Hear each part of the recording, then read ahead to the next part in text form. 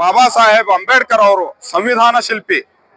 ನಮ್ಮ ದೇಶಕ್ಕೆ ಸಂವಿಧಾನವನ್ನು ಸಮರ್ಪಣೆ ಮಾಡಿದ ದಿನ ನಾವೆಲ್ಲರೂ ಈಗ ಸಮಾನತೆಯ ಬದುಕನ್ನು ಬದುಕ್ತಾ ಇದ್ದೇವೆ ಅಂದ್ರೆ ಅದಕ್ಕೆ ಮೂಲ ಕಾರಣ ಭಾರತ ರತ್ನ. ಇವತ್ ನಾವು ಅವ್ರಿಗೆ ಈ ಸಂದರ್ಭದಲ್ಲಿ ನೆನೆಸುತ್ತಾ ಇಡೀ ವಿಶ್ವಕ್ಕೆ ಮಾದರಿಯಾದಂತಹ ಸಂವಿಧಾನ ನೀಡಿದಂತಹ ಹಾಗೂ ಎಲ್ಲ ಮಹಿಳೆಯರಿಗೆ, ಕಾರ್ಮಿಕರಿಗೆ, ಬಡವರಿಗೆ, ದೀನದಲಿತರಿಗೆ, ಅಲ್ಪಸಂಖ್ಯಾತರಿಗೆ ಎಲ್ಲರಿಗೂ ಕೂಡ ಸಮಾನತೆಯನ್ನು, ಎಲ್ಲರ ಹಕ್ಕುಗಳನ್ನು ರಕ್ಷಣೆ ಮಾಡಿದಂತಹ ಸಂವಿಧಾನ ನೀಡಿದಂತಹ ಬಾಬಾ ಸಾಹೇಬ್ ಆಗ್ತದೆ. ಕೆಲ ಸಂವಿಧಾನ ವಿರೋಧಿಗಳು ಈ ನಮ್ಮ ದೇಶದಲ್ಲೂ ಕೂಡ ಇದ್ದಾರೆ.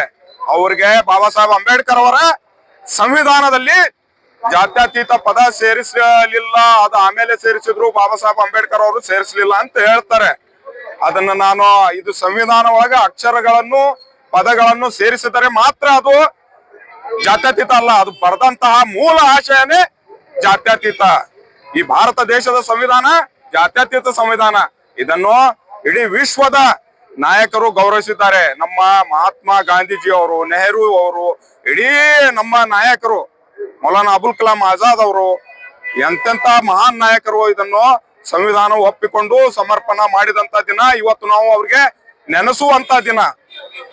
ಮತ್ತೊಂದು ಕಡೆ ಈ ದಿನವನ್ನು ಕೆಲ ಉಗ್ರವಾದಿಗಳು ನಾವು ತೀವ್ರವಾಗಿ ಖಂಡಿಸುತ್ತಾ ಈ ನಮ್ಮ ಪಕ್ಕದ ದೇಶ ಇದೇ ದಿನ ಮುಂಬೈ ದಾಳಿ ಮಾಡಿ ನಮ್ಮ ಭಾರತೀಯರ ಮೇಲೆ ದೌರ್ಜನ್ಯ ಎಸಗಿ ಕೊಲೆಗಳನ್ನು ಮಾಡಿ ನಮ್ಮ ಮೇಲೆ ಆತಂಕವಾದಿಗಳಿಂದ ಹಲ್ಲೆ ಮಾಡಿಸಿದರು.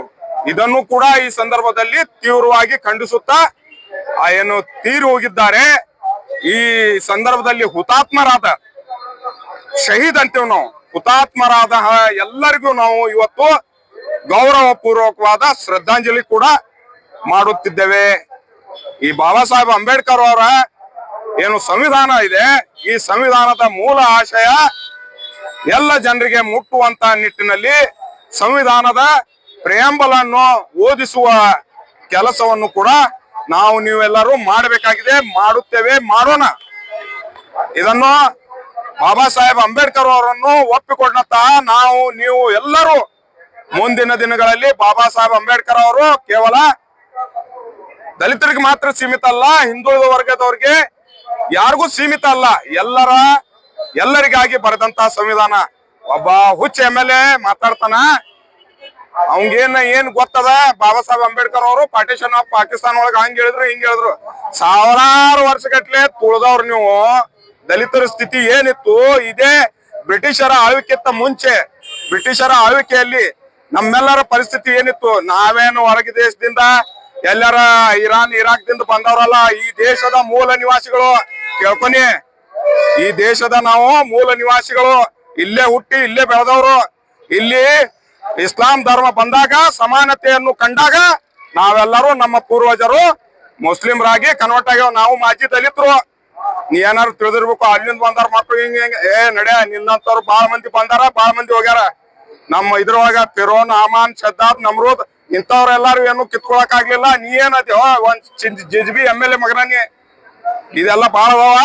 ಇನ್ನು ಮುಂದಿನ ದಿನಗಳಲ್ಲಿ ನಿನಗ ಬರೋಬ್ಬರಿ ಮಾಡುವಂತ ವ್ಯವಸ್ಥೆ ಕೂಡ ಸಮಾಜ, ಎಲ್ಲ ಧರ್ಮದವರು, ಹಿಂದುಳಿದ ವರ್ಗದವರು, ದಲಿತರು, ಅಲ್ಪಸಂಖ್ಯಾತರು ಎಲ್ಲಾರು ಕೂಡಿ ನಿನಗ ಮನಿಗ್ ಕಳಿಸ್ತಾರ ಅನ್ನೋದು ನನಗ ಬಹಳ ಗಟ್ಟಿಯಾದ ಆಶಾಭಾವನೆ, ಗಟ್ಟಿಯಾದ ನಂಬಿಕೆ ಇದೆ. ಯಾಕಂದ್ರ ಈ ಸೂಫಿ ಸಂತರ ನಾಡಿದು, ಬಸವಣ್ಣನವರು ಬೀಡಿದು. ಇಂತಲ್ಲಿ ಜಾತಿವಾದಿತನ ನಡೆಯಂಗಿಲ್ಲ. ನೀ ಬರೇ ನಿನ್ ರಾಜಕೀಯ ಜಾತಿ ತಂದು ಸೇರಿಸ್ತಿರ್ಬೇಕು. ಇವೆಲ್ಲ ಮುಗ್ದಾದ ಕತಿ. ಸುಮ್ಮ ಅವರು ₹200 ಬೈಯೋದು, ಅವಂಗ್ ಬೈಯೋದು ಮಾಡ್ಕೊತ ರಾಜಕೀಯ ಮಾಡ್ಕೊತ ಹೋಗು. ಇನ್ನು ಮನಿಗ್ ಕೊಂಡ್ರೋದು ಪರ್ಮನೆಂಟ್ ಗ್ಯಾರಂಟಿ ಆಗ್ಯದ ನಿಂದು. ಈ ಸಂದರ್ಭ ಒಳಗ ಸಂವಿಧಾನ ದಿನಾಚರಣೆ ಒಳಗೆ ನಿನಗೆ ಯಾಕೆ ಕೇಳ್ಬೇಕಾಗ್ಯದಂದ್ರ, ನೀ ಸಂವಿಧಾನ ವಿರೋಧಿ ಅದಿ. ನಿನಗ ಸಂವಿಧಾನ ಓದೇ ಇಲ್ಲಿ, ಸಂವಿಧಾನ ಓದ್ಕೋ, ಆಮೇಲೆ ಮುಂದ್ ಮಾತಾಡತ್ತ. ಸರ್, MLA ಮಾತು ಬಂದಾಗ ನಿನ್ನೆ ಅವರು ಟಿಪ್ಪು ಸುಲ್ತಾನ್ ಬಗ್ಗೆ ಹಿಂದೂ ವಿರೋಧಿ ಅಂತ ಹೇಳಿ ಒಂದು ಮಾತಾಡಿದ್ದಾರೆ. ಅದ್ರ ಬಗ್ಗೆ ಹೌದ್ರಿ, ಹಿಂದೂ ವಿರೋಧಿ ಅಂತ ಹೇಳ್ತಾನವ. ಟಿಪ್ಪು ಸುಲ್ತಾನ್ ಅವರು ಈ ಬ್ಯಾಕ್ವರ್ಡ್ ಕ್ಲಾಸ್ ಹೆಣ್ಮಕ್ಳಿಗೆ ಪ್ರವಿಕೆ ಹೊದಿಸಿದವರು. ಟಿಪ್ಪು ಸುಲ್ತಾನ್ ಅವರು ದಲಿತರಿಗೆ ಫಸ್ಟ್ ಇದ್ರೊಳಗ ಸೈನ್ಯ ಒಳಗೆ ಸೇರಿಸಿದವರು, ದಲಿತರಿಗೆ ಭೂಮಿ ಕೊಟ್ಟವರು. ನೀ ಏನ್ ಮಾಡಿಯೋ, ನೀ ಬರೇ ದೌರ್ಜನ್ಯ ಮಾಡೋರ್ ಪರವಾಗೈತಿ. ದೌರ್ಜನ್ಯ ಮಾಡಿದವ್ರಿಗೆ ಒದ್ದಾರ ಅವ್ರು. ನಿಮ್ಮಂತ ಏನ್ ಲುಚ್ಚಗಳಿದ್ರಲ್ಲ ಆ ಕಾಲವಾಗ ಅವ್ರಿಗೆ ಒದ್ದಾರ. ನೀ ಏನ್ ಹೇಳ್ತಿ? ನಿಮ್ಮಂತವ್ರು ಬಹಳ ಮಂದಿ ಟಿಪ್ಪು ಸುಲ್ತಾನ್ ಇದೈತಲ್ಲ, ಸೂರ್ಯನ ಮೇಲೆ ಉಗುಳಿದ್ರೆ ಯಾರ ಮೇಲೆ ಉಗುಳ್ ಬೀಳ್ತದ? ಅವನ ಮುಖದ ಮೇಲೆ ಬೀಳ್ತದ. ಅದ ಹಂಗ ಆಗ್ಯಾವ. ಇದೇನ್ ಬಾಳ ಟೆನ್ಷನ್ ತಗೊಳೋದಿಲ್ಲ. ಅವ್ ಹುಚ್ಚೈತದು. ಯಾಕಂದ್ರ ಮಾತಾಡ್ತದ, ಏನ್ ಮಾತಾಡ್ತಾನ ಅವಂಗೆ ತಿಳಿಯಂಗಿಲ್ಲ. ನಾಳೆ ಮತ್ ಬ್ಯಾರೆದ ಮಾತಾಡ್ತಾನ. ಅವೆಲ್ಲ ಇವನ ಮೇಲೆ ಜಾಸ್ತಿ ಟೆನ್ಷನ್ ತಗೊಳ್ಳೋದು ಅವಶ್ಯಕತೆ ಇಲ್ಲ. ಇವ್ನ್ ಹೇಳಿ ನಾವೇ ಪ್ರಚಾರ ಮಾಡತ್ತೀವೇನ ಅಂತ ಅನ್ಸತ್ತದ ನನಗ.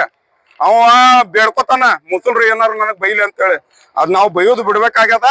ಸುಮ್ ಈಗ ನಿನ್ನೆ ಅಷ್ಟ್ ಹೇಳ್ಯಾನ ಅಂತೇಳಿ ನಮಗ್ ಮತ್ ತಲಿ ಕೆಟ್ಟಿತ್ತು. ಆದ್ರೂ ನಾವು ಏನ್ ಮಾಡಿದ್ವಿ, ಇಂತ ಹುಚ್ಚರ ಬಾಯಿಗೆ ಹತ್ತಬಾರ್ದು. ಹುಚ್ಚ ಈಗ ಒಂದ್ ಹುಚ್ಚ ನಾಯಿ ನಮಗ್ ಕಡಿತದ, ನಾವ್ ಅದಕ್ ಕಡಿಯಕ್ ಆಗಂಗಿಲ್ಲ. ಅದ್ ನಾಯಿ ಇರ್ತದ. ಹಿಂಗ ಈ ಸಂದರ್ಭ ಒಳಗ ನಾ ಅದು ಕೂಡ ಹೇಳ್ತೀನಿ, ಯಾವುದೇ ಆಗ್ಲಿ ಸಂವಿಧಾನಬದ್ಧವಾದ ನಮ್ಮ ಹಕ್ಕುಗಳನ್ನು ಉಳಿಸ್ಕೊಳ್ಳೋ ನಿಟ್ಟಿನಲ್ಲಿ ನಾವು ಸಂವಿಧಾನದ ಆಶಯಗಳ ಮೂಲ ಆಶಯಗಳನ್ನು ಇದ್ ಮಾಡಿ ಸಂವಿಧಾನವನ್ನು ಗೌರವಿಸಿದ್ರ ಸಂವಿಧಾನ ನಮಗ್ ಗೌರವಿಸೋ ಅಂತ ಹೇಳಿ ಈ ಸಂದರ್ಭದಲ್ಲಿ ಹೇಳಿ ನನ್ನ ಮಾತು ಮುಗಿಸ್ತೀನಿ. ಇರ್ಫಾನ್ ಶೇಖ್.